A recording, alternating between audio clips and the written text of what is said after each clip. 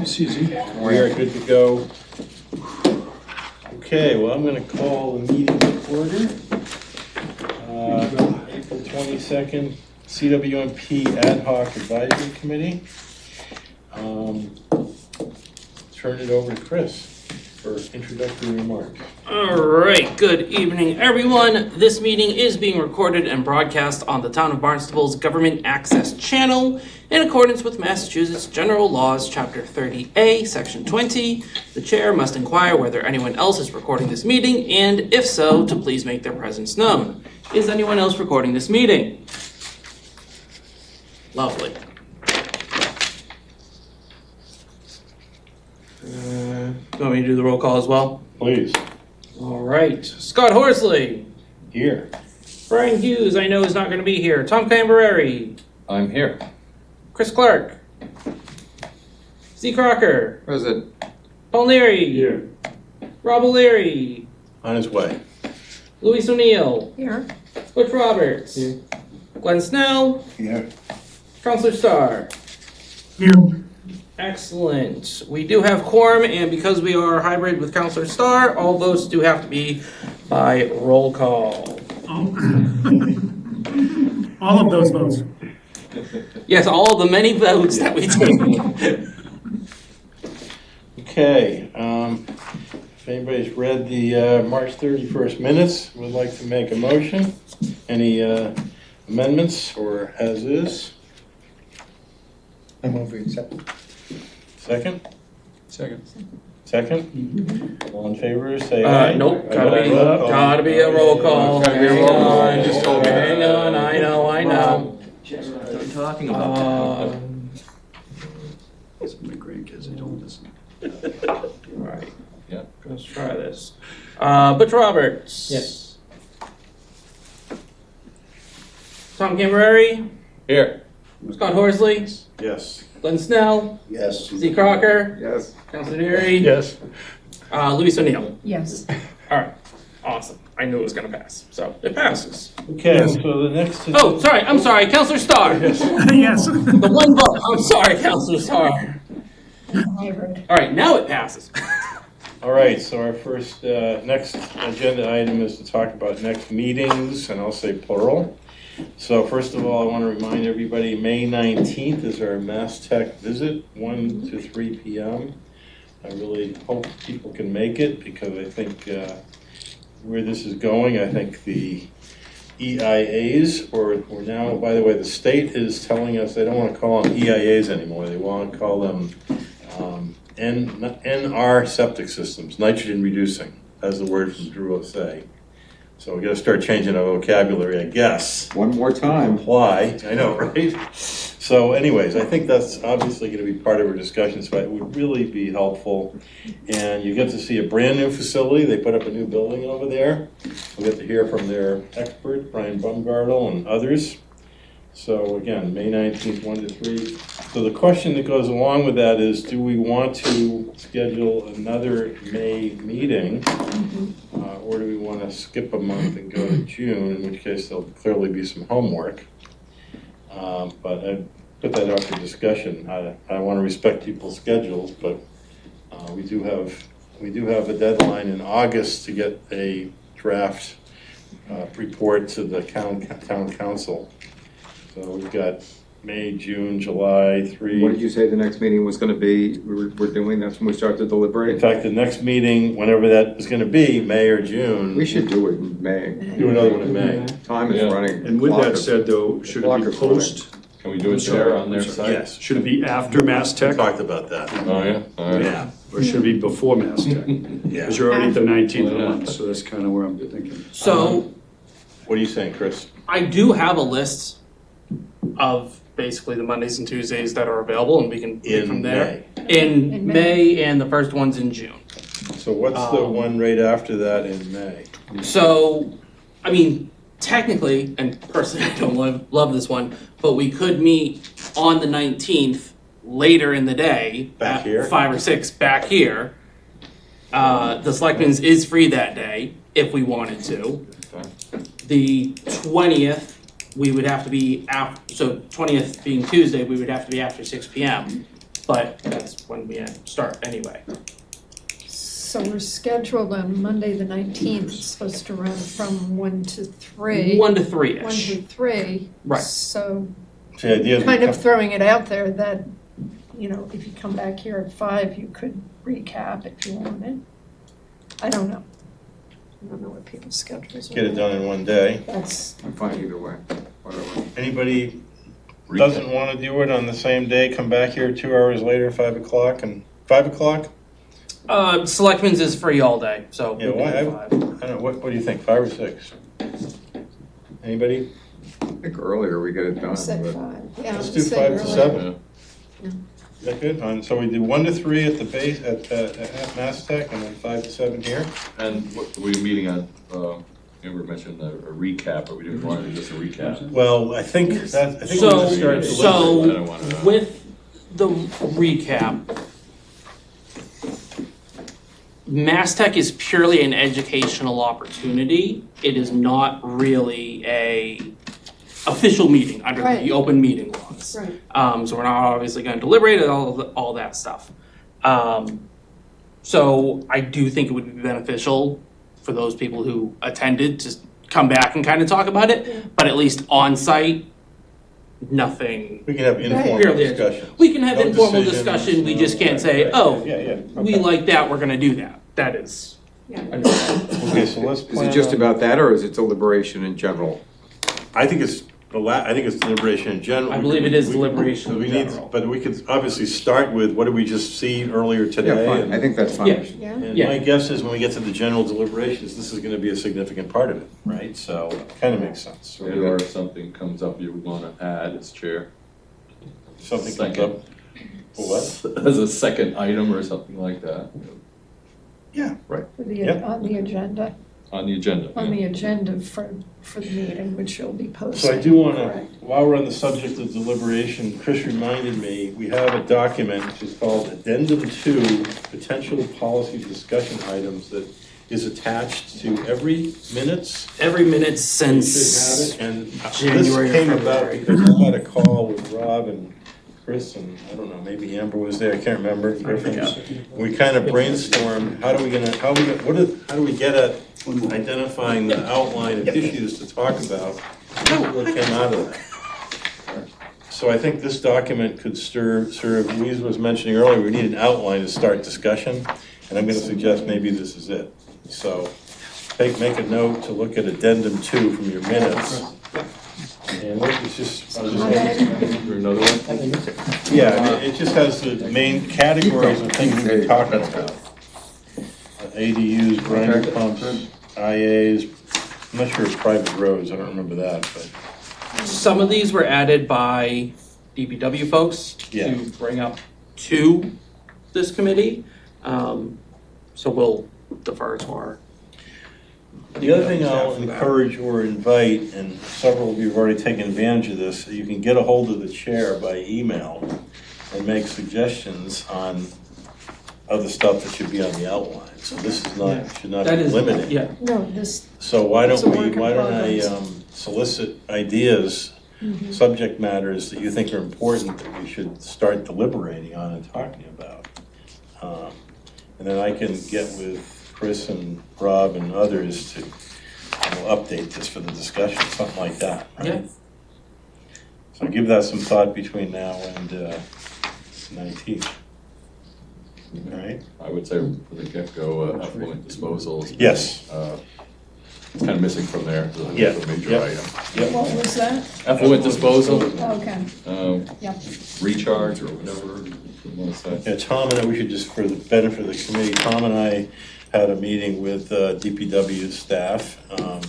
Thank you guys for hosting that, and the town's consultant, CDM Smith, who's doing modeling and evaluation of disposal alternatives. I think everybody knows the town is still trying to determine what the best option might be.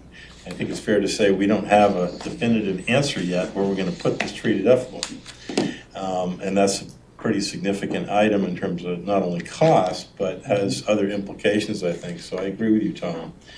We should put that on the list, and we can, maybe Tom and I will brief you a little bit on, the discussion that we did have there.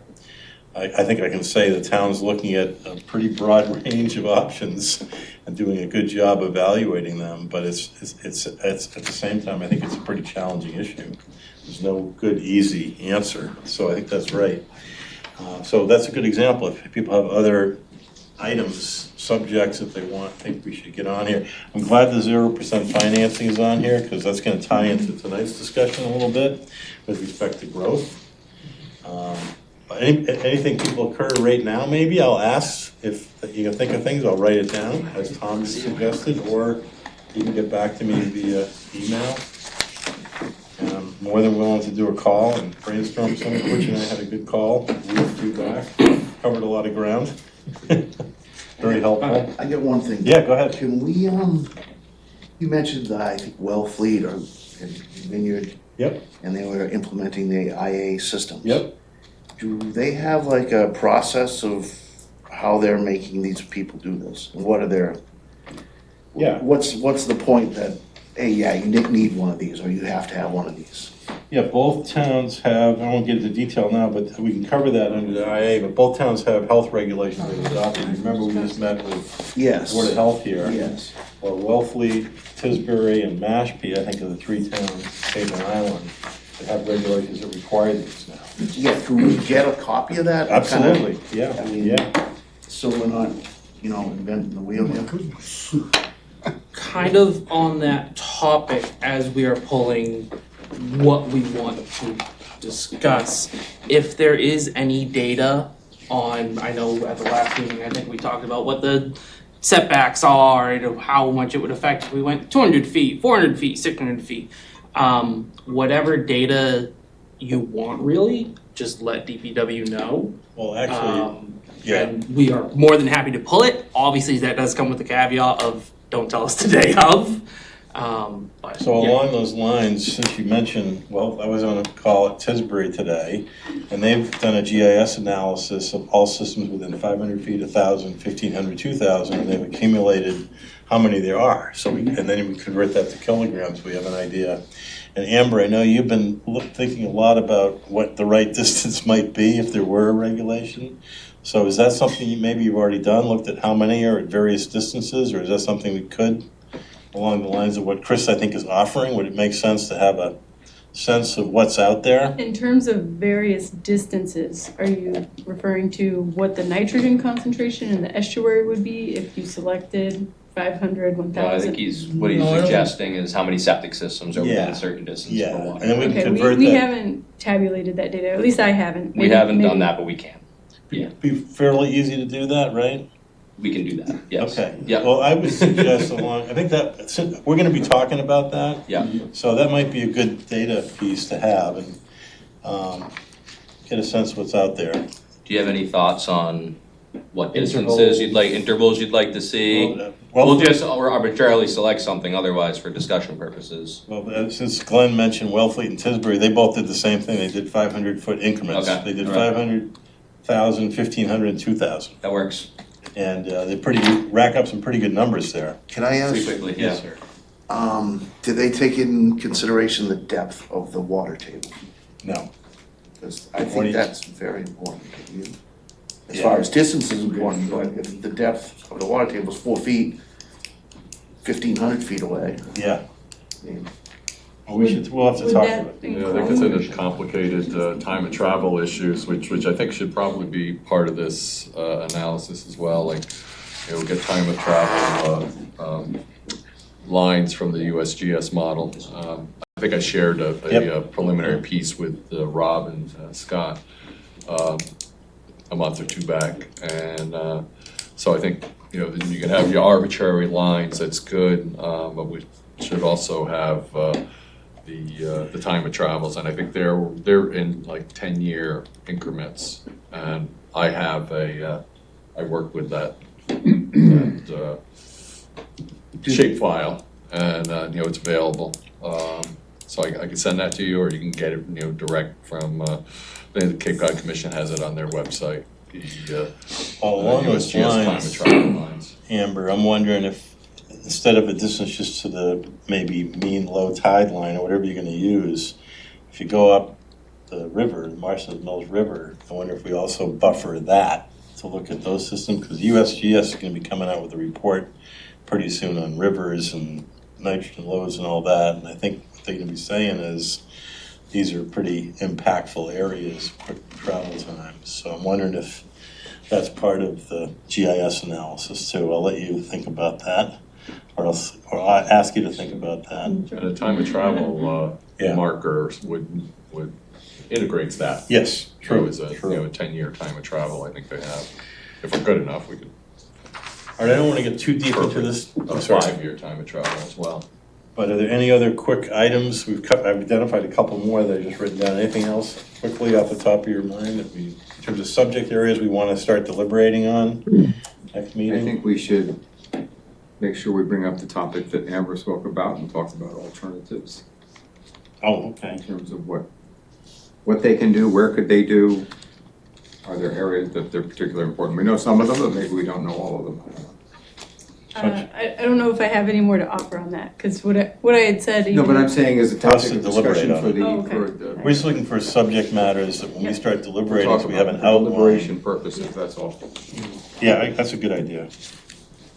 Okay, well, again, please reach out to me with ideas, and I'll try to revise, work with Chris and Yeah. Rob. We can revise this maybe. And perhaps if you can, at least for the first round of ideas, try to do it this week. And then we Yes. can try to schedule something next week to Okay. Yes. more formalize this. Yes. And then give everyone time to get their notes ready and go from there. All right, well, that's great. So again, 19th, we're gonna do 1 to 3 at Mass Tech. Rob, you may not have been here. So we're gonna go to the base, May 19th, not the base, I keep saying the base, but it is the base. Yeah. Mass Tech, 1 to 3 PM, and then we're gonna come back here 5 to 7 PM, have another meeting, so it's all day, or a big hunk of the day. So let's, We went in the pizza. that's a good, can we do that? I'm not aware of any funds from the committee. Last time I went into the base, they wouldn't let me into the Falmouth gate. There is, So there a I way will to- remind, Yeah. I will send out a reminder email on the invite that I sent. It is a very specific address. It's Should go like off 3 along 51. Kittredge or Something something. along those lines. I will, Saying which I'm way. gonna throw it on my notes that I will, Isn't 151 is the, I think that's the That's the quickest best way, I think so, from here. yeah. It is, I had a meeting up there, they wouldn't let anybody in at Falmouth gate, so. Just. Yeah, so I you will- guys can I will Coordinate it so you can. double go in check there. it, yep. I don't want to have to go down MacArthur Boulevard in the center. Okay, so let's get on to our main item of the evening. Jim, thanks for being here. We're gonna talk about the relationship between the CWMP and the LCP. And I would like to, one of my questions is gonna be, and probably, it's already on here, remember we talked about 0% financing? Yep. That has a linkage to growth management, which I think is what Jim's gonna be touching on here a little bit, so maybe we'll come back to that. Thanks for being here, Jim. Of course. And- Nice to see you. just checking, Counselor Starr, can you see the presentation? Yes, I can. Thank you. Lovely. Excellent. Just move this out of your way. There we go. Good. All you. All right, well, thank you for having me. Jim Cupford, Director of Planning and Development, here tonight to talk a little bit about the Barnstable Local Comprehensive Plan and how it relates to the CWMP. And honestly, now couldn't be a better time for both plans to be updating at once. DPW and planning have been working close together for some time, looking over the existing CWMP and seeing how the Local Comprehensive Planning Committee is foreseeing future land use and making sure we're tying that closely to the realities of what is taking place in the CWMP currently, the existing conditions, and how we are outlining our future build out. So just an excellent time to be having this conversation. I'm just going to quickly go over the local comprehensive plan, what it is, the parts of the plan itself, how for the people at home and this committee, how you can participate in providing comments. Because just as we're looking over the CWMP and offering comments to DPW, I would love for you all with your expertise to look over the LCP and offer comments. And right now is the time for that public comment period. And then I'll go into some of the aspects of the local comprehensive plan and how it relates to the CWMP and tie it back together. So, local comprehensive plan process. So this has actually been a 3-year process. I would have loved to have gotten a 9-month deadline or whatever this deadline is, but unfortunately it goes on until it goes on. And we've been working on this for about 3 years. And we started with our existing conditions. And this is the draft local comprehensive plan that's out for public comment now. So before I get into the parts, what is a local comprehensive plan? Essentially, a local comprehensive plan defines a long-term vision for a community by anticipating and guiding the rate of new development and coordinating it with capital facilities. That sounds kind of familiar with what you guys are doing, right? Looking at what new development and how it's going to impact our community and how it's coordinated with our capital facilities. So this is, again, right in line. A comprehensive plan defines unique values we protect to protect and encourages balanced economic development. And this local comprehensive plan, while we're talking about a comprehensive plan for our community, it's targeted towards our land use comprehensive plan. So that's important to remember when we're talking about goals and actions. So why is it important? It furthers our mission. Our mission is to protect the town of Barnstable's quality of life, unique character, engage our citizens, and enact policies that respond and anticipate the needs of our community. So we're trying to be proactive and plan accordingly for our land use here in town. So it's made up of many parts. First is our existing conditions report. The existing conditions report is essentially the baseline that we build off of. And this was about a year's worth of work, working with different departments, analyzing data, looking through all of our maps, and developing out this comprehensive report for all the different aspects of the plan. This was part of phase one. Phase one includes the existing conditions report, a lot of community engagement. That was about a year's worth of community engagement, crisscrossing through our community, engaging with people through local community meetings, gatherings such as this, going to a Saturday soccer field and talking to parents. Wherever people were, we tried to be at as well and bug everyone to understand what their future looks like here in Barnstable.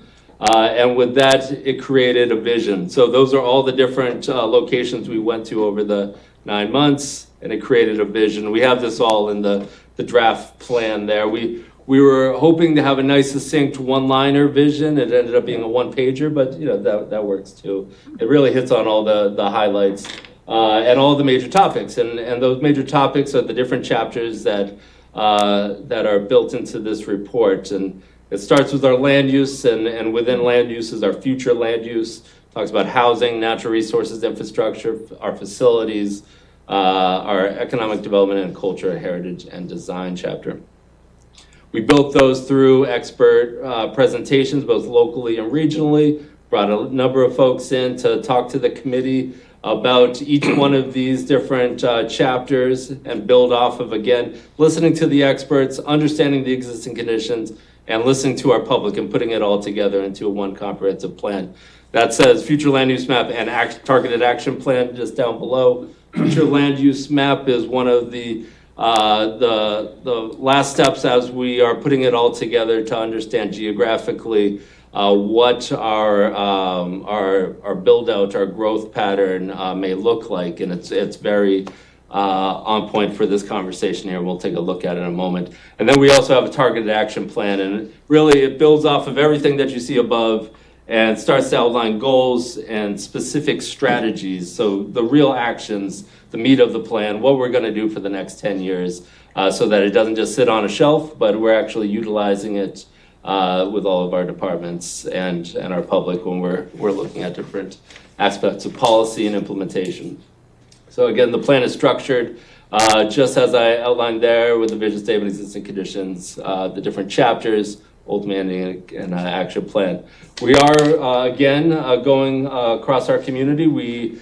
Chris had a sneak peek the other night at the West Barnstable Community Center. We're going to be at Liberty Hall on the 30th. May 5th, we'll be at the Osterville Library. That also has a virtual option for anyone interested. Thursday, May 8th, we'll be at the Barnstable High School Performing Arts Center. We have free childcare services. We'll also have live Portuguese and Spanish interpretation. Childcare services come with free pizza. Drop off the kids or hang out and get the free pizza, however you like. So how you submit comments, how does this and anyone listening at home, we have a million different ways for you to provide comment. So we have our comment sheet that you'll find at each one of these meetings.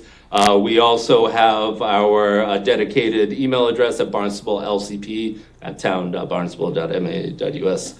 We have an online tool right on barnstablelcp.com. Under the document library, you can go through the draft document, highlight the page number, insert a comment, and it'll send it directly to us, and we'll provide that red line, all those comments in red line form back to our committee for consideration when we're updating the final draft there. Also, hard copies at all of our libraries and at the Adult Community Center as well. Again, lcp.com, or you can stop by Town Hall, drop it off to myself at the planning office, send it to the website, write a letter, give me a call. I'll go by your house. It's perfectly fine. As long as you offer comments, we want to hear them. Next steps, we'll be continuing on with these engagement meetings. We're going to be going back to the local comprehensive planning committee, who's really shepherding this process, and it has been all along. Approximately 13 residents of our community have volunteered all 3 years to push forward and develop out this draft plan. Once they have a final draft plan, it goes to planning board and ultimately town council for consideration of adoption. Now that it doesn't end there, it continues on. It's meant to be a living document, an ongoing process. So implementation is key. We talk about it in the plan, about the within the targeted action plan and beyond, how it can be implemented. And it all starts really with our town council and our town council's strategic plan that outlines kind of big picture. What are the key items that the town should be looking at that given year? So hopefully each year the council will be looking at their strategic plan and then looking at our plan as to what action items could help support the strategic plan.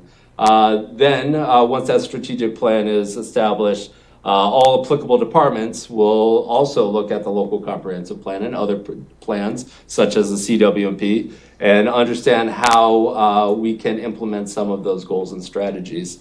It goes, ongoing from a practical matter, as many people at this table know, from identifying plans to designs to capital improvements and looking for budget support. Ultimately, each year, the goal is for the planning board to author a report back to council as to how we, as the community, have achieved some of the actions of the local comprehensive plan to meet their strategic plan. So how does it tie into the comprehensive wastewater management plan beyond what I've already said? So starting with our future land use map. So our future land use map has only slightly tweaked from our 2010 future land use map, and that's really by design. I think we all can recognize the shape of Barnstable here. But what we're talking about here is one side is regulatory and one side is study area. So the local comprehensive planning committee looked at this, and many areas of our community rose to the top for further discussion, further planning analysis to be what is the next step for that neighborhood or that village center. So on the regulatory side, we start with our growth incentive zone. So that's downtown Hyannis. That's a dark purple there. And that's really our identified investment area. That's where many of our tools, many of our incentive programs are designed to further investment in our community by redeveloping underutilized and vacant properties. And that's our growth incentive zone. That's what you heard when the 2023 downtown zoning was established. That's what you've seen if you follow along with our housing report. Many of these dilapidated properties, our boarded up buildings, are now seeing a lot of investment, millions and millions of dollars of investment to lift up Hyannis, and that certainly is a good thing.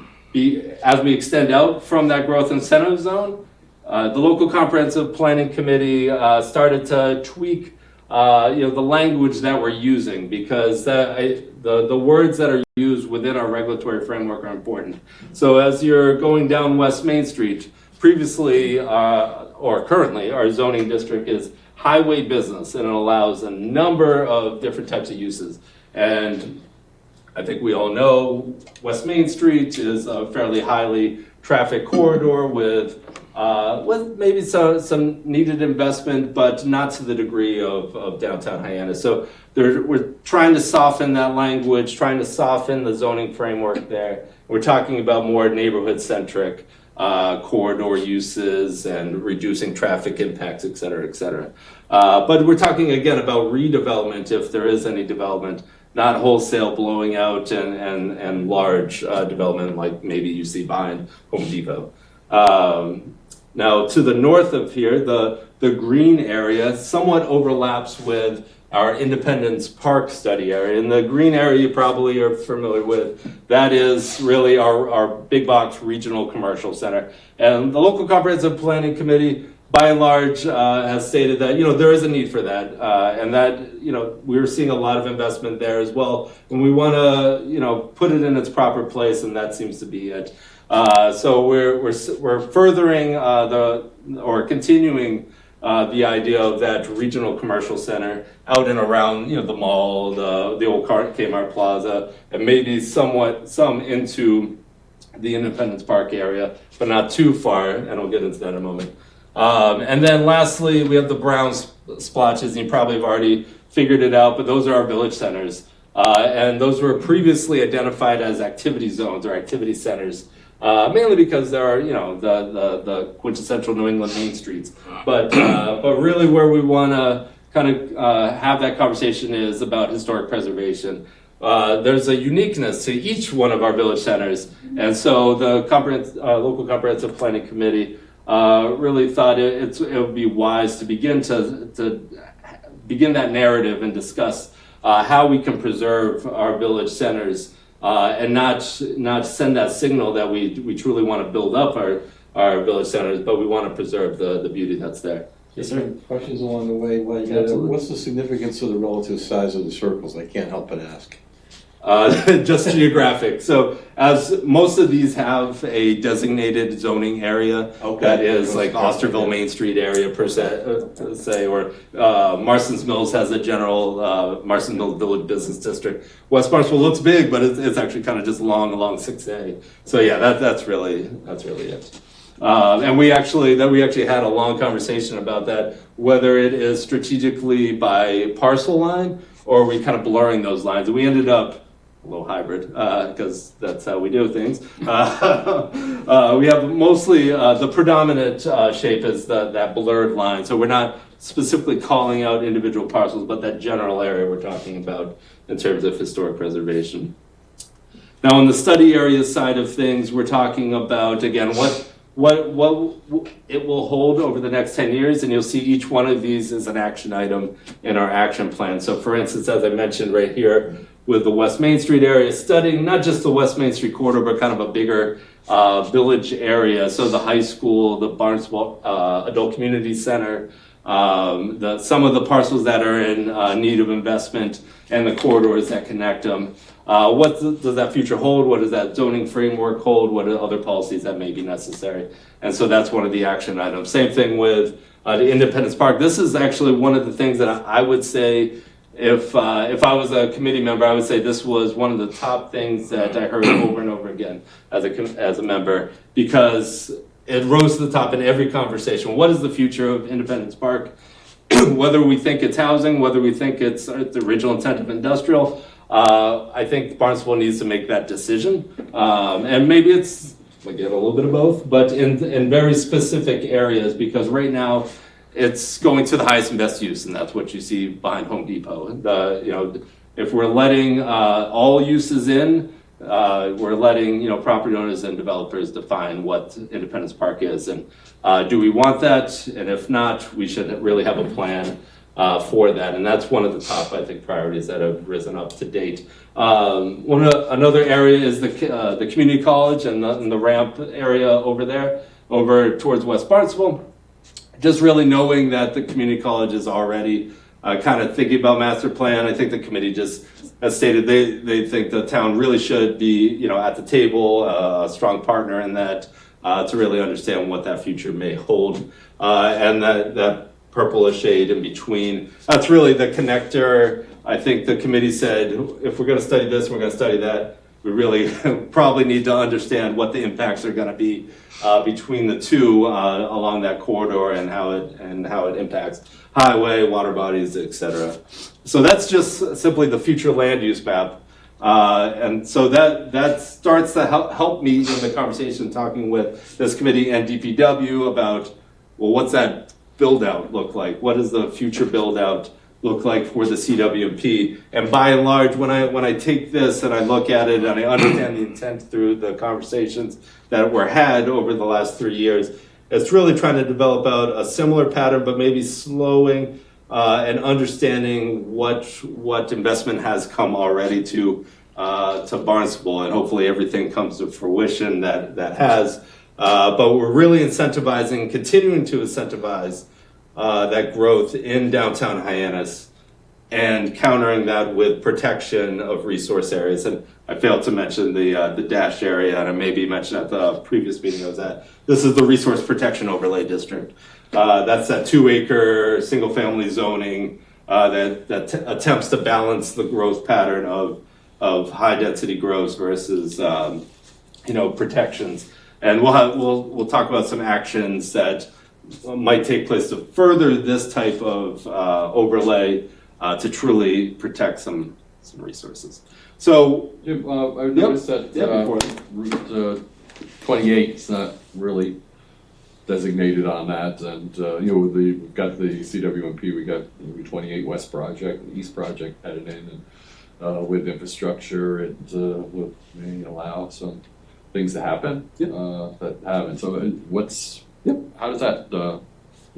Yeah, that's an excellent question, and I think may need to be specifically called out in local comprehensive plan, because I think the intent here is that yes, that we understand and we recognize, and the committee has recognized that as the pipe goes down, there is opportunities for new growth. But my understanding, and correct me if I'm wrong in this room, but the intent of putting the pipe down the road is for nitrogen removal and not necessarily for new growth. So understanding that there is opportunities for new growth, we need the local comprehensive plans jurisdiction is to look at, do we want new growth there? And if so, what does that look like? And right now, what the local comprehensive planning committee is saying is not necessarily all down 28. We want to look at this area, and that includes a little bit of 28, a little bit of this general area here. But no, I think new growth, we don't want this, we don't need sprawling new growth of larger developments. We're looking at incentivizing growth in an area that has seen disinvestment for a very long time, and we want to try and capitalize on all the tools and incentives we have available for it. So what has been stated to date is looking for the availability to redevelopment. Again, downtown Hyannis. Now, a little bit of 28 near the mall, behind the mall, there's a lot of conversation about like that parking area where the carnival always goes and stuff like that. I know recently we actually brought the town council for a zoning amendment to allow for residential in that general area.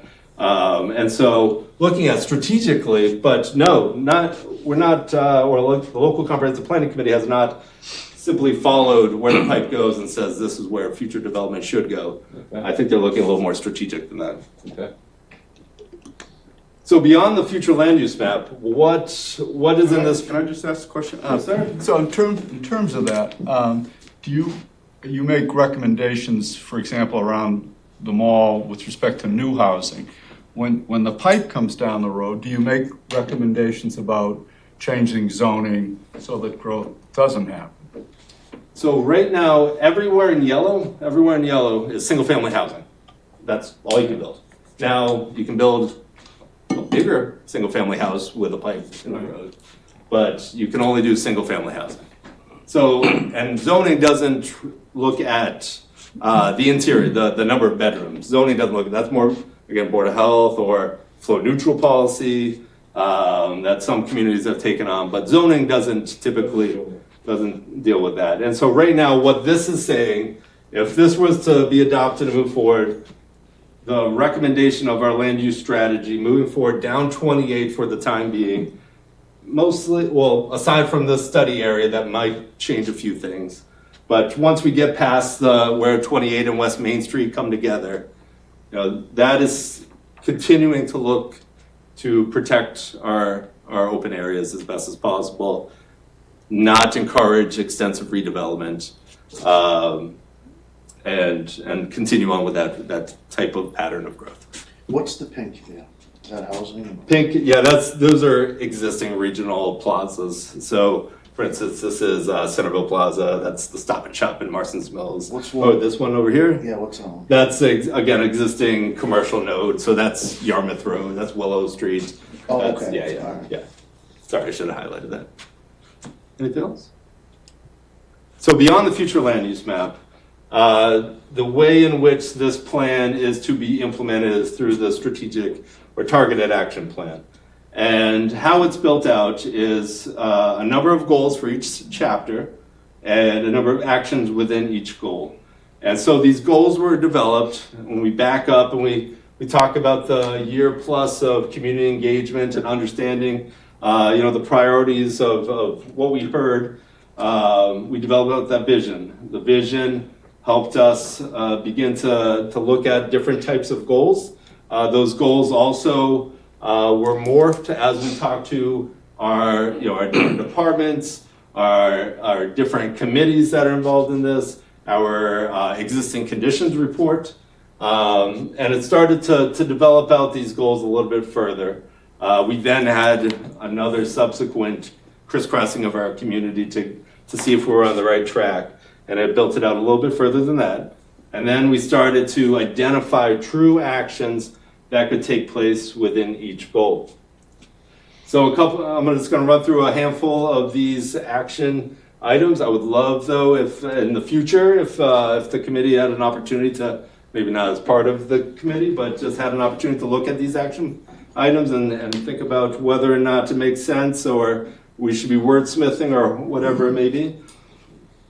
So one of the goals that we pulled out of this action plan as it relates here very closely is closely coordinate implementation of the town's comprehensive wastewater management plan and housing development to address both natural resource protection and housing needs. So that's basically everything we talked about just now, right?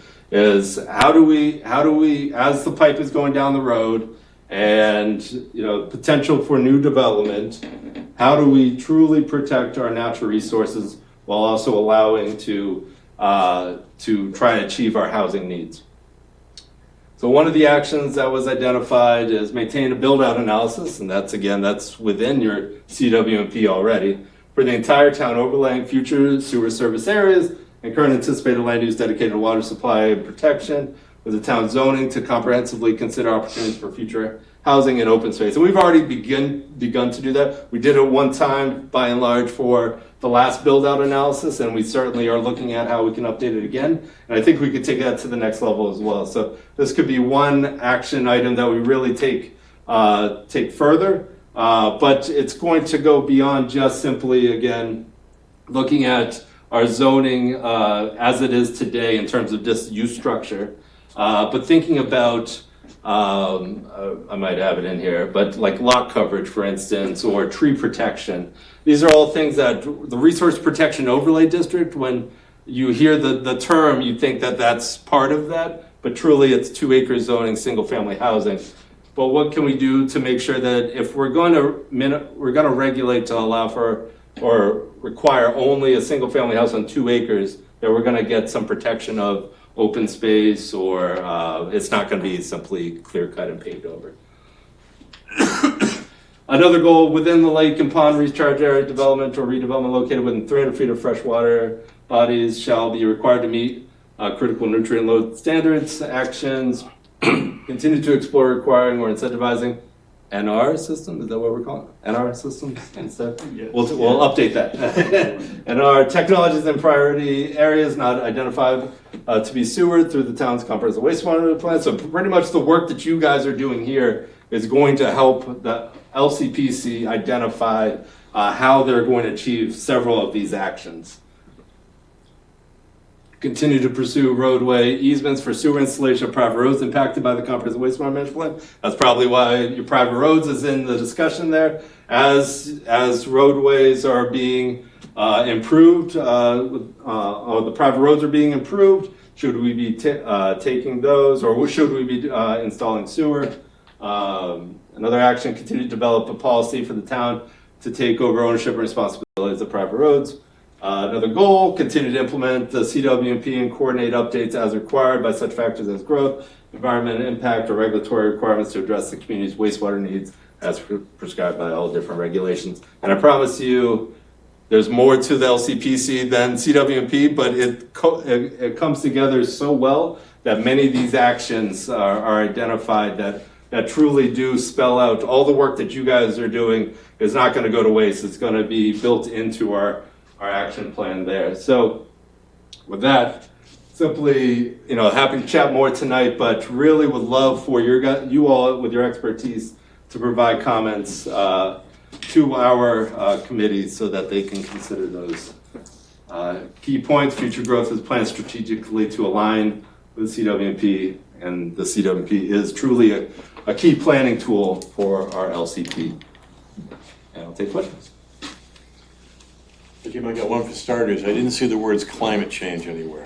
Climate, yep, okay. What's, is that part of the plan? Yes, And, so, sorry. Yeah, I got other questions, but I'll stop. Yeah, so we actually, the LCPC struggled with how to articulate climate change and climate resiliency in the plan, and ultimately identified it as kind of a key topic that went through every single chapter. We were talking about a standalone chapter for climate resiliency, and it just didn't seem to make sense as we were working through it because it touched every single chapter of the plan. And so we have a key area in each chapter talking about climate resiliency and human services as well, because each of those, homelessness and how we're identify or help our community members, again, touch really each one of these chapters as well. So yes, climate resiliency is definitely one of them, and I know a number of the actions Amber and her team has helped with identifying. I don't want to hog the questions. I'll ask one more and then I'll open it up. But I'd be interested to know what kind of, it looks like you've done a lot of outreach.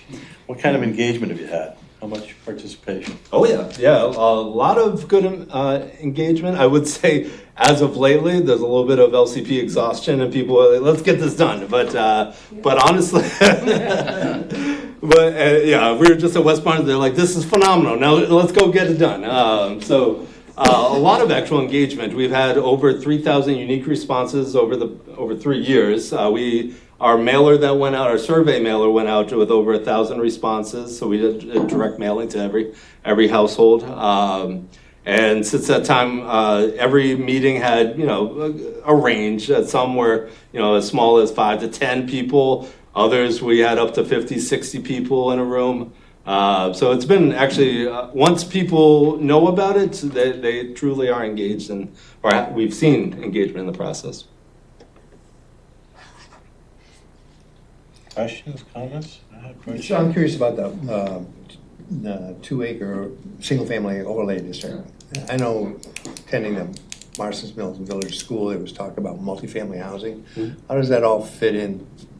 Yeah, so a lot of times people look at that future land use map and they say, Jim, 2-acre single-family housing? I live out there, and there's not 2-acre single-family housing. Every house is like 10,000, 20,000 square foot lots. What are you talking about? And that's because in the 50s, 60s, 70s, and 80s, we incrementally, increased our square footage of our lot requirement. And so, yes, when you got in the door first, you got the smaller lots, likely all huddled around these water bodies that you're now trying to fix. Over time, they expanded out on and on to 2000, where they said, all right, 2-acre single-family zoning on the left side of the town. And how it interplays with places like the Marston's Middle School. So one of the key priorities from the town council was to look at the town's use of town-owned land. And one of them, obviously Marston's Middle School, we're no longer using it, looking at what could be the next steps for that.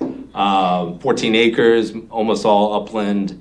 And so looking at how we could hit a number of these priorities without continuing, if we're going to do 2-acre single-family homes, we're talking probably maybe 6 houses there, potentially, once we put a road in and all that. And so, is that the best next step? We could do that tomorrow. So what are some other concepts that could work, that could also preserve open space, and also utilize the infrastructure that's coming down 28? So all along, the council said, if anything was to go there, you're gonna have to wait till the sewer gets there, because we're not putting additional septic systems in the ground. So looking at that, we developed out some concepts. I think one of them was up to maybe 20 to 21 units on 14 acres. So we didn't think it was overly dense, and it would utilize sewer. It would preserve almost all the tree canopy that exists today. So that's, we're looking at each one of, that one's specific because it's town-owned land. We get the keys to the car. We get to kind of mold what could potentially go there. So that was trying to check off all the boxes of how we could strategically add both housing and protect our natural resources as identified as the two kind of key issues there. So what's the impact of the overlay district if you're not really taking it into account? So the overlay district doesn't, the resource protection overlay district, you mean? Yeah, so that could be the binding requirement. The town could also consider rezoning that parcel. Town could always consider rezoning a parcel here and there, though you need to have real strategic planning on that. But yes, if someone wanted to come in by right tomorrow and take that lot, just say they have 14 acres, they could cut it up with a subdivision plan, but it would be required to be 2-acre single-family lots. Jim, what's our current population and what's the build-out population? That's a good question. I don't have the build-out population in front of me. We're under 50,000 people year-round. We balloon to somewhere like 140 in the summer season. But I don't have the build-out population in front of me. And I don't know if we have a population build-out. I don't recall now. I know we have household. There's a projection of population in the CWMP, but that was That's a from the time over CWMP, time, correct? right? Yeah, I looked back, and it didn't really project forward necessarily. Yeah, I mean, build-out So is is, that number of people, there's like 27,000 parcels, so there's 2 people a parcel, and is that how we're getting to the? This was based on census data. Yeah, census. Yeah. So in 2015, we had 44,000 individuals. I know in the 2020 census, we're up to, I think, 47,000, something in that. I mean, I would argue the build-out's a pretty important concept because we get at it slow. It's like turning up the temperature slowly with the frog in the water and all that, but the build-out is the blueprint for the future, and certainly the development community looks at it that way. And if you throw on top of that the new ADU law, there's also a new merger law, merging old lots that were not buildable anymore. That's a big secret. Developers are finding out about. There's a lot of them out there, places that we didn't think could be developed, and now you can. You know what I'm talking about? I do. I would say we have looked at that locally. And with the new state law, they did allow for essentially unmerging those undersized lots. Yep. But I don't know if they threw in all these other conditions Yep. that are making it very challenging for It is, individuals. but because you have people to, are clever. yeah, that's true. Yeah, I'll give you that. So summarize what this is, I don't know what this is. Well, it happened in my neighborhood. This is a 1/4-acre lot subdivision, and somebody came in and bought 3 of the lots, merged them, and built a real big spot. Well, this one's actually the inverse of that. So this is, if you had, say, 2 lots back in the day, and you built your house on one. I talked about how they used to be 10,000 square foot lots. So you built your house on one, and you own the other one, but you never built on it. Right. Over the years, we actually merged those lots. The town came in and said, it's merged now. Right. The state law just said you can unmerge those. Oh, really? So 10,000 square feet or less, I believe, or 10,000 square feet or more, excuse me, you can technically unmerge those, but you also have to build a 3-bedroom, 1,800 square foot That's house. really odd. Yeah. Yeah, so you get this small lot, and then you're required to build a 3-bedroom house on it. A lot of people in the saltwater estuary overlay, for instance, are running into a bit of an issue with being able to develop out those. I haven't actually seen anyone come through with someone that checked all those boxes yet. But as soon as the state law came in, I had a number of land use attorneys at my door saying, I got this one. But it hasn't come to fruition just yet, I don't believe. I'll share one of the best, what's the annual conference the Cape Cod Commission puts on out in Orleans? What's it called? One Cape. Yeah. So probably 5 years ago, there was a retiring MIT planning professor, I forget his name. He gave a fantastic presentation. At the beginning he said, I'm retiring so I can say whatever I want. And what he essentially said is, if I came down the Cape and told you what to do with land use, I'd shut down development everywhere except for the village and the city centers and do transfer development rights, preserve what you get left because you think it's bad now, it's gonna get a lot worse. That was kind of his message. And it happens slow. And so I always, and I also think, I guess the 2-acre zoning, I think created a lot of our CWMP costs because those are hard, those are not too expensive, but they border on too expensive to sewer. Right. And it really doesn't give you the open space you think it gives you. There's a lot of 1.5-acre lawns. And so the 2-acre thing was, I remember we were working on this way back when at the commission, and we thought it was a good idea because it would reduce the nitrogen loading. It would limit the development. But what it did is it created a lot of sprawl that we couldn't afford infrastructure for. And that's, I think, a big part of our problem today. So unfortunately, those two comments I just gave you might be too late. But nonetheless, I think they're, Rob. To follow up on this conversation, because I'm not as well versed as all of you around this table about some of this stuff, but you're talking about incentivizing growth in downtown Hyannis. So there's one issue, of course, trying to discourage it somewhere else. Are you incentivizing multifamily apartment buildings in downtown Hyannis? And if so, how are you doing that? Yep. How do you do that? We're doing it in 3 different approaches. So in 2023, we removed regulations. So we looked at what our regulations were, and basically you couldn't build anything in downtown Hyannis, and so you didn't get any building in downtown Hyannis. So we looked at the framework and redeveloped out our zoning to allow for, again, just really the greatest attempt for preservation. So preserving what you have there and building top of shop or in the back of, and we're actually seeing a lot of that. I could actually send this group the housing report that I've done. So you're getting some response to that? We have 1,400 building permits in downtown Hyannis over the last 2 years. What did we have before that, John, not to interrupt? In downtown Hyannis, like 250 maybe, and that was like one project. And that was for a 6-year time frame as opposed to the 2 years here. So regulatory is number one. If you remove the red tape and you allow for the highest and best use to be in the area, you're going to see investment in the area, especially in a beautiful harbor, seaside location. So that's one. 2 is incentive through programs. So we have a program in place that allows for pre-development and development grants through our affordable housing trust. So if a developer is coming in, they see potentially an opportunity to improve the Cascade Motel. They take down that Cascade Motel and they put in some housing, and maybe they put in a little extra affordable housing. The Affordable Housing Trust will allow for a grant for pre-development work and development work. And then lastly, incentivized through things like tax exemptions. So we have what's called a HDIP, which is the Hyannis Development tax reduction of new growth realized. So only in downtown Hyannis, it's a state program, but adopted locally.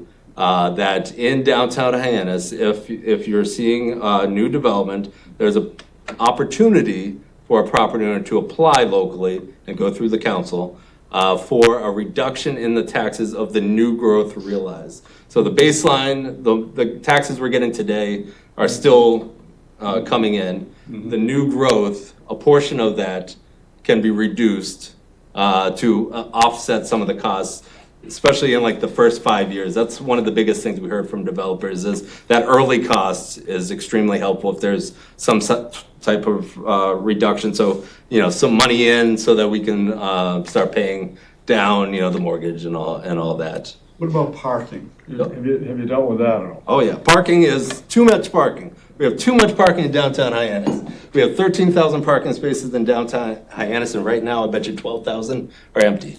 We have about 400 that are publicly available, and others are shared parking. So too much darn parking in downtown Hyannis is my opinion. Now, with that said, that is one of the things we're taking a closer look at in terms of our regulations. So our regulations said we're going to pull back the required parking.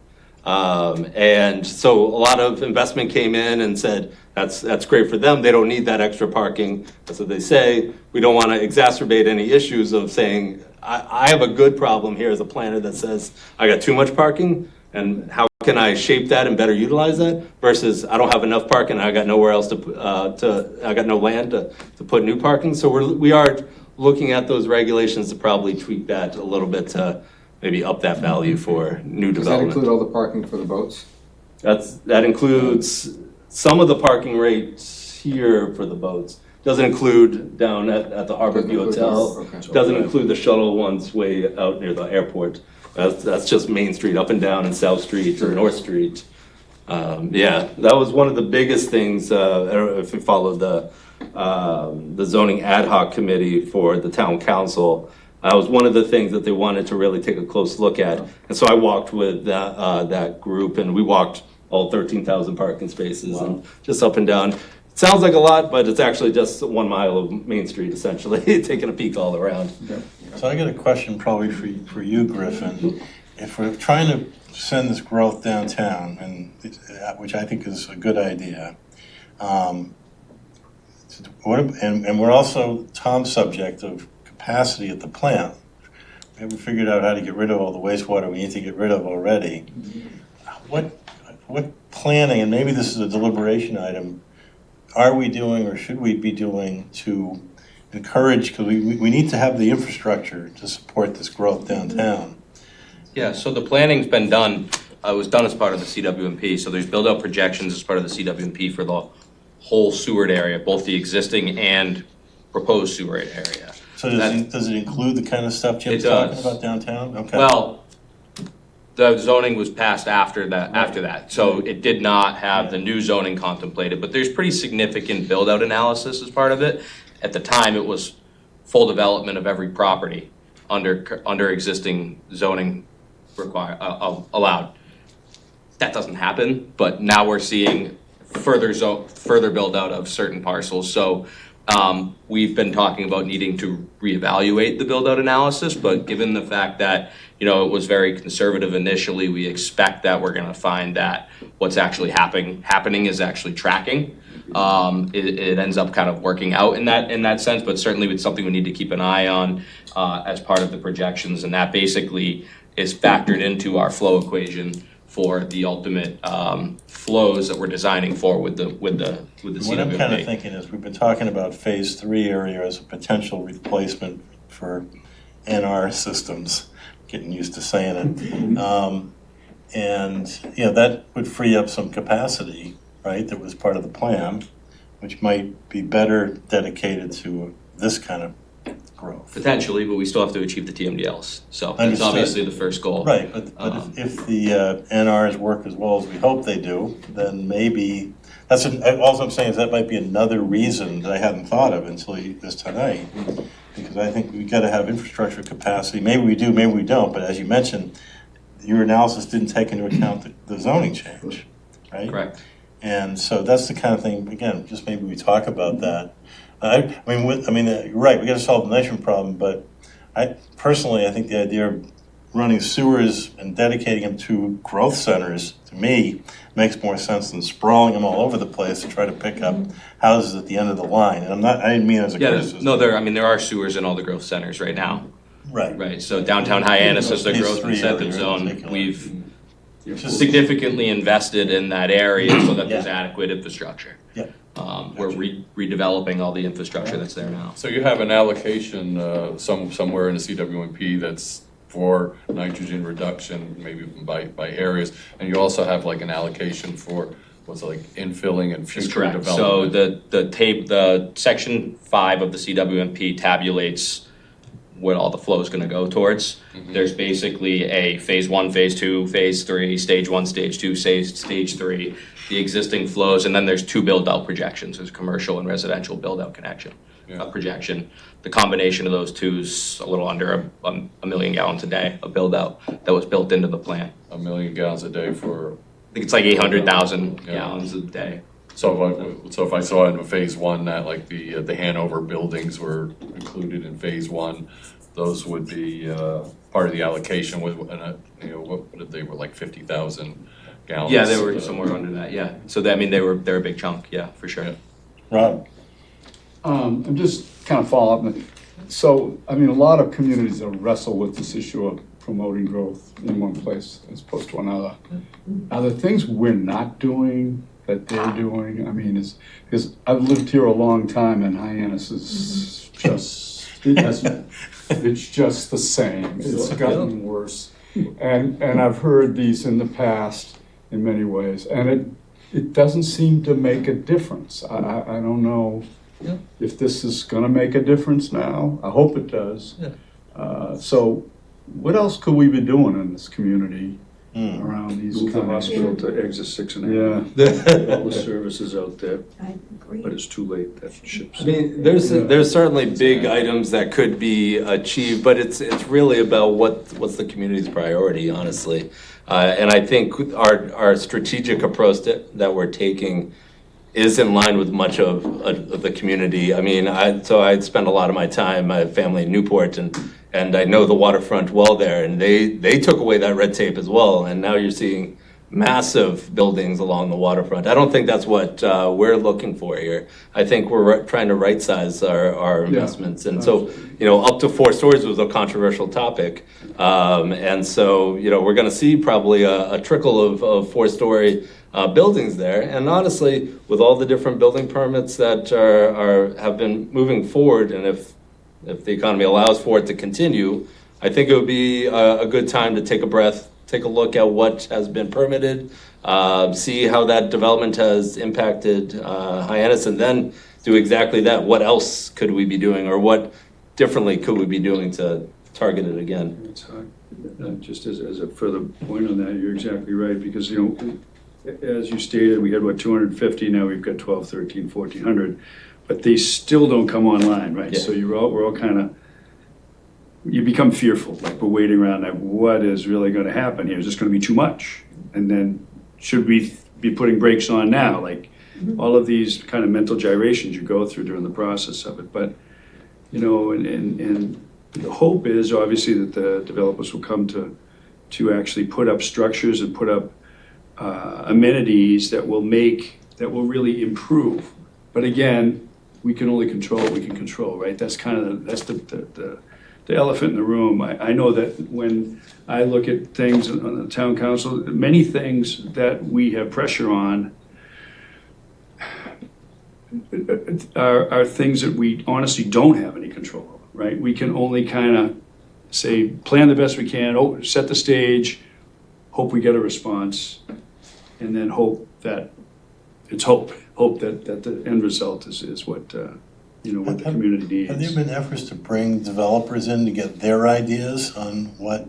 Yeah, that's how the 2023 zoning came to be. Okay. It predates me, but in 2018, 2019, there was roundtables and forums exactly that to discuss what is necessary. And the 2 biggest items was giving a little more height and reducing a little bit of parking. And you can utilize these parcels because Cape Cod is a little bit different than many other communities. I actually work with a couple of committee members that are former planners, and they're like, why don't we just have all the parcels joined together and we just build out a block? And I was like, that's not how we do things here on the Cape.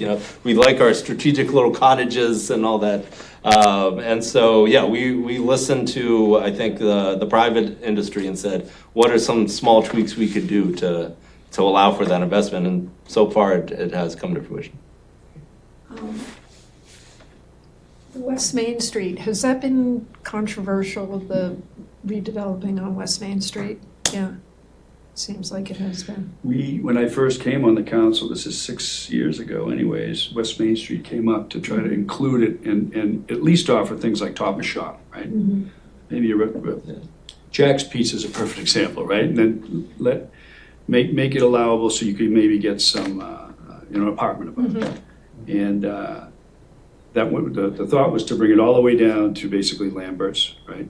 Because we've already got, it's kind of interesting, there are a lot of parcels there you don't even think about that. You've got apartments there, but you don't kind of see them, but they're there, there's a lot of them. So the thought was to continue that thought all the way down, and then there was some, it actually seemed like it was gonna go. And then at the very end, there was, pushback and it stalled and then just kind of got tabled and disappeared, so. Are you talking about the estuary overlay? Well, yeah, it's not even so much that, it was just trying to get additional zoning allowances for that strip. And I don't even think really the estuary overlay came into it. Now granted, we don't have sewer down to that intersection. We have sewer there. Sewer goes all the way to the So high it goes school. all the way down to Bell Tower Mall, so it wasn't that situation. It was just more of a pushback where people, I think, were terrified that 2 stories turns into 5 stories. That's kind of the way letting the camel get its nose in the tent type thing. I was surprised, Paul, when the whole issue of the Wendy's came up across the street from the high school. Big issue. I live there. I do that intersection all the time. I'm very concerned about it. And but I was surprised to know that the zoning along West Main Street is the same as Route 28. Commercial development, and when we talk about, we try to do the best we can and all that, and all of a sudden, sometimes something's going to come in and hit your thumb. Yep. And that certainly did. And that, I think, went kind of a backdoor thing, didn't it? Was that kind of turned down at first by the planning board or something? Yeah, so that was a unique deal, right? Oh, so it's allowed by special permit, and it got turned down by the zoning board, but overturned in land court at Boston. Yeah. But that's an important aspect of why words matter, because in 2010, our local comprehensive planning committee said we need to make a more highway business corridor for that area, and ultimately turned into exactly what we have for zoning today, which allow for drive-throughs by special permit. Now, I don't think anyone envisioned a Wendy's there with a drive-through right across from the high school, but that's what ultimately it allows for, and that's why the local comprehensive planning committee is saying, it's, kind of drilling home the fact that the words that we put in this plan are very important, so we need to talk about that. And that's why West Main Street on the future land use map is talked about as a neighborhood village center as opposed to a highway business center. Because I think by and large, that's what I think everybody can agree that is more in line with what we're thinking about for West Main Street. So that's what that future land use map says, and that's what the action strategy says for there. Okay. How long does it take us to get there? To switch the zoning? Yeah. What can we do? So get on the list of zoning changes they gotta make. But yes, I mean, so honestly, the council and that zoning ad hoc committee has already suggested that.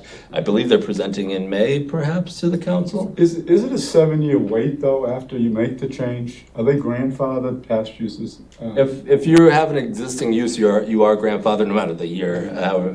But if you change the zoning, I think you're pulling the 7 years out of. You can freeze your zoning, so that's a whole different topic. So, for instance, the downtown Hyannis zoning that went into place, obviously, say, for instance, the Cascade that now already has a shovel in the ground. But if they didn't have a shovel in the ground and they got permitted, they got all their permits in hand, and then we said, we're gonna pull the rug out from under you and say you can only build 1-story factory. If they had already filed a definitive subdivision plan, go through the process with the planning board, get that approved, you have an 8-year area where you can freeze your development rights, essentially. Jim, I think one of the things we're going to talk about is the 0% financing, so I just want to ask you that question. I think we heard Barnstable might be the only town in the Cape that didn't select 0% financing. Are we the only? We're pretty close, if not the only, but. I don't know if we're not the only. There's most of them have. Gordon knows. Yeah, Gordon would definitely know. Gordon, you want to respond to that? You're muted. You're muted. You're muted. You can probably stop sharing. You're still muted. Muted. Can't hear you. There it is. Okay, I got it. Are we the only town that isn't flow neutral? Is that the question? 0% financing, yeah. I think we are. Yeah, I think so. All right. So, But we're getting very close to bringing that to town council. Okay, good. Well, that's my question for Jim is, if we recommend that, are there any blind spots we should be aware of that could cause a problem with respect to the LCP? So in close collaboration with DPW and planning, I don't believe so, and but Griffin, correct me if I'm wrong. We looked at the flow neutral ordinances that are out in the community and talked with DEP about it and really tried to align a proposed ordinance that aligns directly with the CWMP. So the definition of full build out is what the definition of flow neutral is. So as long as we're adhering to our CWMP, we're adhering to flow neutral, and the LCPC is aligning with the CWMP. So we're trying to bring them all together so it works appropriately. That sound accurate? And yes, and to Gordon's point, yes, we are almost ready for a presentation to the council. I believe it's in legal for final review. So we've drafted a flow neutral policy or ordinance that could be adopted and hopefully get 0% financing so we can get rolling. One other quick question from me. Where are we at with safe harbor under 40B, Barnstable? Yep. So safe harbor 40B.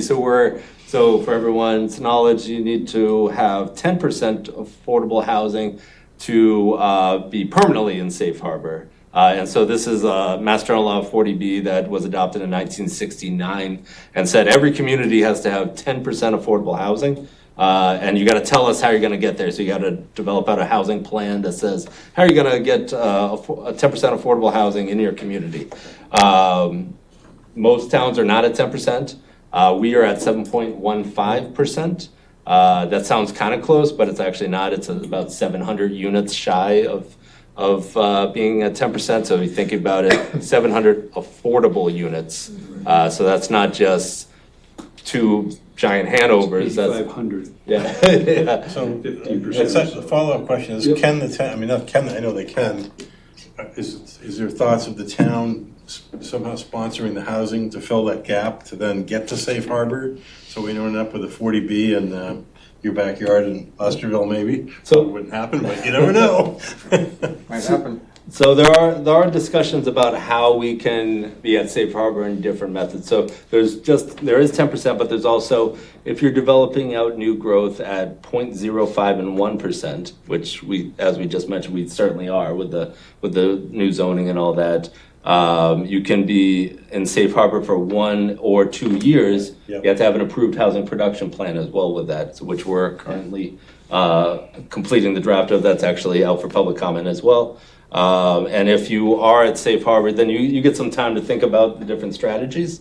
I would say to date, there hasn't been a push to identify parcels to get to 10% or identify projects to get to 10%. I know, certainly if we would have thought about this maybe a number of years ago, things like the Hanover, we could have said maybe that's a friendly 40B as opposed to the route it went to.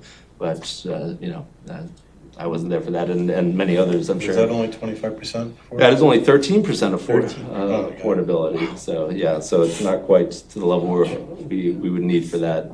So at this time, we are certainly still susceptible to 40Bs. We do have one proposed and site eligibility approved for right behind the Finney's Pump Station.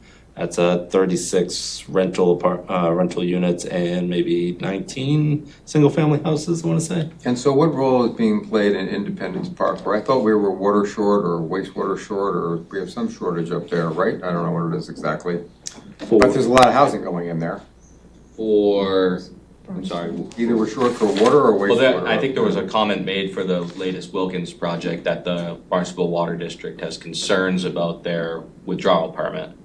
So it's water, not wastewater. That was water. Okay. And Drinking. that was drinking water, correct. Right, And right. as far as sewer went, we submitted comments that we needed to do an evaluation of the infrastructure, not necessarily capacity, but more So the Can plan the was pipes industrial, physically not handle it? housing, and now we've got a lot more housing and. Correct. much But a more lot of water that's not usage. affordable, you're saying. And a lot, or, so there is a decent amount of affordability, but not to the extent I'm sure we. See, I'll just say, the problem with 40B is, and there's many problems in my opinion, but the biggest one is you don't get the affordable housing you think you're gonna get, and you're using up a lot of your infrastructure.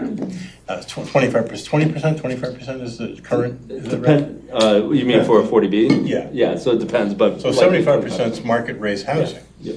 And that doesn't help us. Yep. But yet we have to provide the infrastructure. So it strikes me that, and that has I think that could have an impact on the CWMP long-term in terms of capacity. So it strikes me that the town should be pretty proactive in trying to create that affordable housing, which we want to do anyways, and try to preclude the 40Bs from coming in. And do ADUs count toward affordable housing?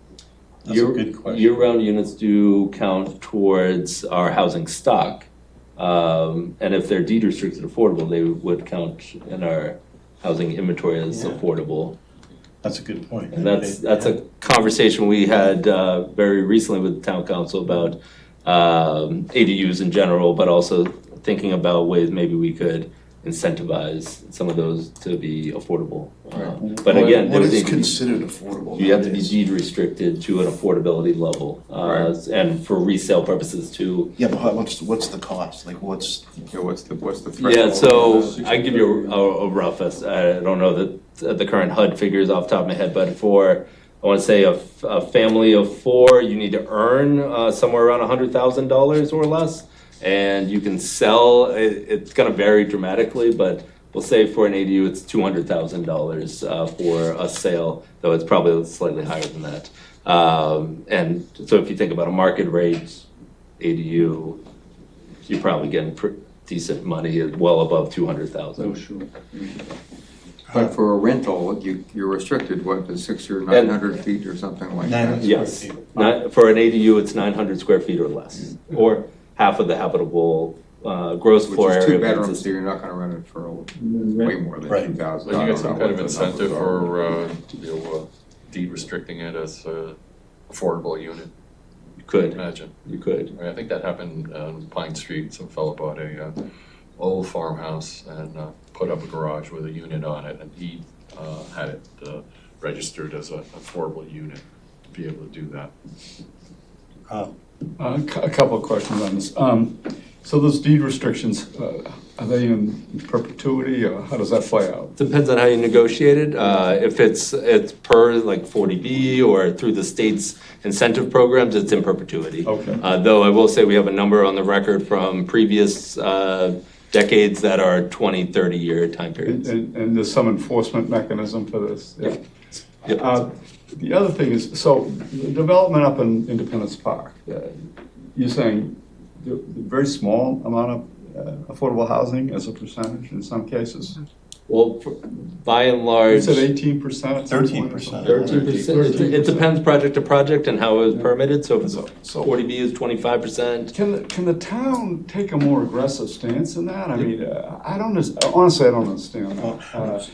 You were saying. I'm that- gonna throw I guess Wellfleet in there. Yeah. Wellfleet, little town of is building 2 projects. One is an old campground, creating 500, 600 units, all affordable, town-sponsored projects. And they're both tied into wastewater solutions that have net water quality improvements. It befuddles me. It doesn't make sense. It's a big What- number though, you know, right? That's a big What's that? number. That's a big number is being subsidized. It is. It's a huge number, right? Right? Yeah. So I don't know why we get all that housing up there and we have this big problem. And so, and I suspect a lot of that housing is not gonna, we need more affordable housing. Yeah. And we have this moment when a developer shows up and wants to build something. That's the magic moment. And, how does that play out? I don't understand it. So, if I may, I think Yeah. that the part of the difficulty is, well, it's not part of it, it is the difficulty, and it all comes down to, especially private money, and they want a return on their investment, Yeah, right? of So, as an example, there have been some conversations, I'm not saying where, but the story or the approximate build cost of the Housing Assistance Corp ones going in on Stevens Street, right? The building cost, I think, is running in like $650,000. and they're gonna be sold. I think that you can buy those properties, I believe. And they're gonna be deemed, I think, affordable as well, right? And they're gonna try to sell them for $250, give or take, just as round numbers. There's tiers, but yeah. So, just as a quick math problem, 50% of that has to be subsidized just to get to the build cost, and that's really what the issue is. So, you know, the cost of building nowadays is just, it's out of control. First of all, you gotta buy the land, which is no longer, you know, reasonable, and then you gotta put housing, put development on it. And that really is the runaway that, I think that has really turned the market over. I mean, I bought my house a long time ago, but it was so ridiculously affordable that it was $75 more than my rent. Okay? And then, you know, I've been out searching to get a home for my children to try to help them. And I came across a 2-bedroom cottage, which they're now gonna put possible housing on at the end of Finney's Lane. And that was a no contingency, buy it as it is, $530,000. So it's just exponentially gone berserk. You talk about affordable, and affordable component is also rent factor, was the rent. So we've been looking at, in the TIF and TIE committee, we had a project come up, it's gonna go up, I assume it's gonna go up unless it stalls. So these are 500 square foot apartments, and they're $2,200 a month for 500 square foot. That's the reality of what it is, and that's what, so, my opinion, I don't mean to take up the time, but my opinion is, I think that frankly, alternative methods of funding this is really something that, whether it be the Affordable Housing Committee, we have to start looking at. I mean, I don't know whether it's a property transfer tax, or we have to earmark monies and fund these things in order, because the affordable word, in my opinion, has gone, it doesn't exist anymore. That name is gone, it's gone. And it's maybe gone for good. I know that my personal opinion, again, is that all these houses that are coming on, I hear many things like trying to fill affordable units is very difficult. Very difficult. You've got to go through all kinds of hoops just to get people in them. They could sit vacant for a long period of time. And then, again, when we talk about bringing units online, I'm kind of a free market guy. I'm hoping that maybe we get enough online. Now there's some competition where there's downward pressure on cost and on rental, things like that. So then maybe I can go, well, this one's costing me X, but it's a lot nicer than Y, and then it kind of forces a whole uplift of, you know, not only property improvements, but hopefully more affordable rates, because it's tough. I mean, the generation that's out there now is just, I mean, I couldn't do it. There's no way, you know, if I. That's the way it's been, like, you know, for this whole affordable housing,